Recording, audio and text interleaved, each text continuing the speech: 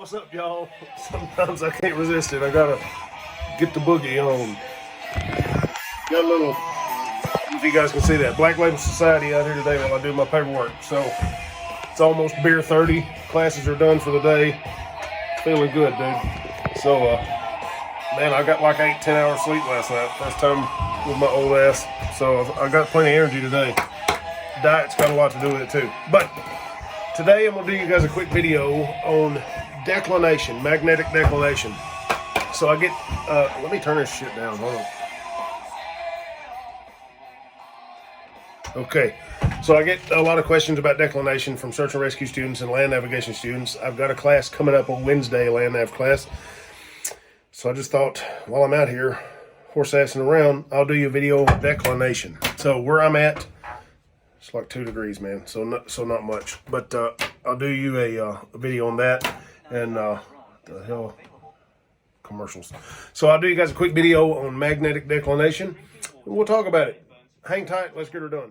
Guys, declination. Before we can understand what we're talking about with declination, we need to kind of get a visual representation of what's going on with the globe. So check this dude out right here. All right, the Earth is roundish, right? So we have the beautiful United States of America right here because I'm such a good artist. I know you knew what that was. The grid, the top of our maps, our topographic maps, are built on a 2-dimensional grid system. Looks like this, right? So they take the round Earth, 3-dimensional, they flatten it out and stick this grid system on it, and that's where all our maps come from, what they're based upon. So that grid system is based off of the top of the Earth. So before I go any further, let's talk about norths. This is a map, 1 degree west declination. As you guys can see right here, we have true north, grid north, and magnetic north.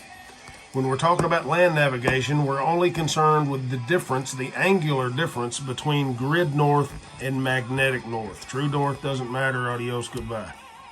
We're worried about not the top of the Earth, but the top of the grid map system and what our compass is doing. That's what we're concerned with. So here we got a 1 degree difference. That's this particular map. Where I'm at is almost 2, so we'll call it 2 for today's talk.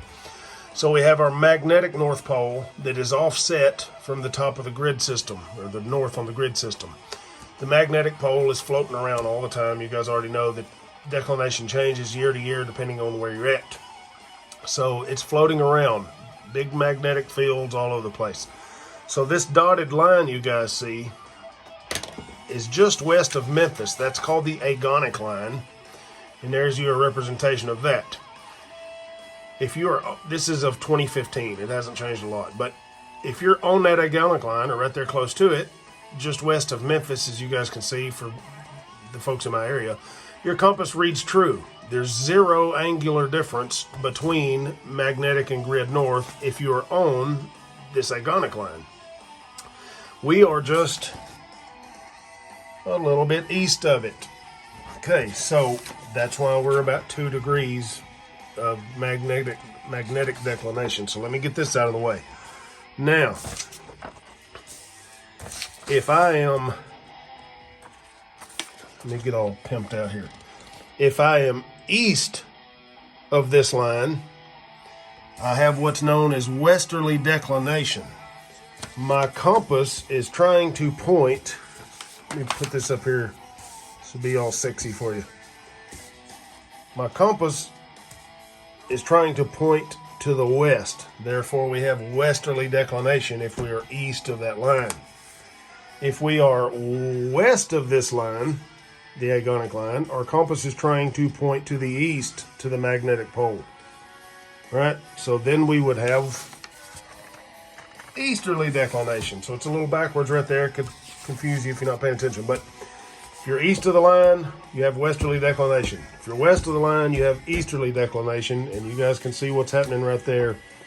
Just like our north indicators on our topo map. There you go.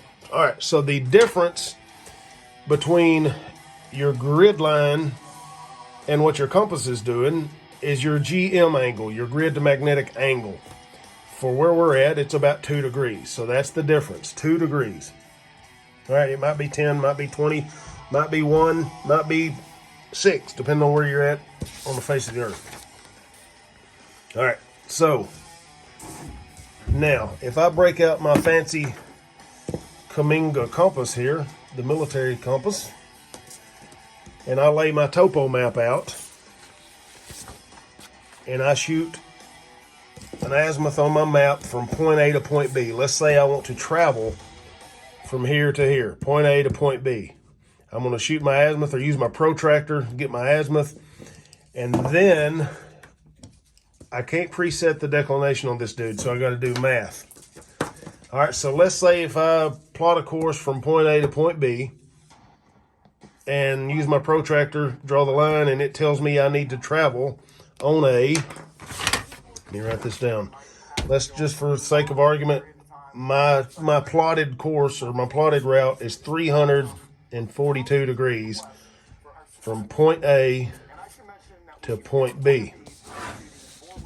Now, the acronym we're going to use is LARS. That means left, add, right, subtract. So let me, this stupid ass YouTube, hold up. All right, so left, add, right, subtract. All right, so we have to convert the grid azimuth to the magnetic azimuth that we need to shoot to be able to travel accurately, if that makes sense. There's 2 degree difference here. So I look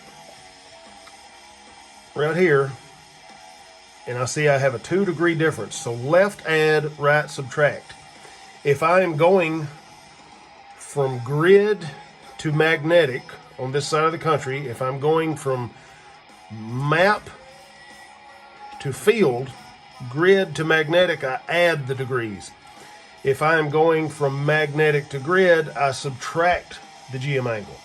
So if my plotted course or route tells me I need to travel on a 342, then I look right here, and to go from grid to magnetic, I'm going to the left.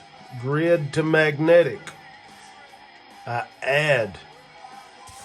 So in the field, I'm actually going to run a 344. Awesome writing, I know. There we go. Now, conversely, if I am in the field and I shoot an azimuth to a point that I can see in the distance, and it is 186 degrees from my known current location, and I need to lay my map out and I need to convert it from the field to the grid or from compass to map, then I subtract, right? So then it would become 184. Does that make sense? Y'all tracking? If I'm going from grid to magnetic, I add. If I'm going from magnetic onto the map or grid, I subtract the GM angle or the angular difference.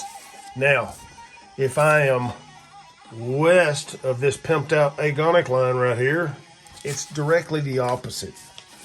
Okay, it's still left add, right subtract. You can still use that acronym, but this is what changes.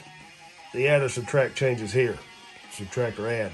So on the left side, to go from grid to magnetic, you subtract because you're going from grid right.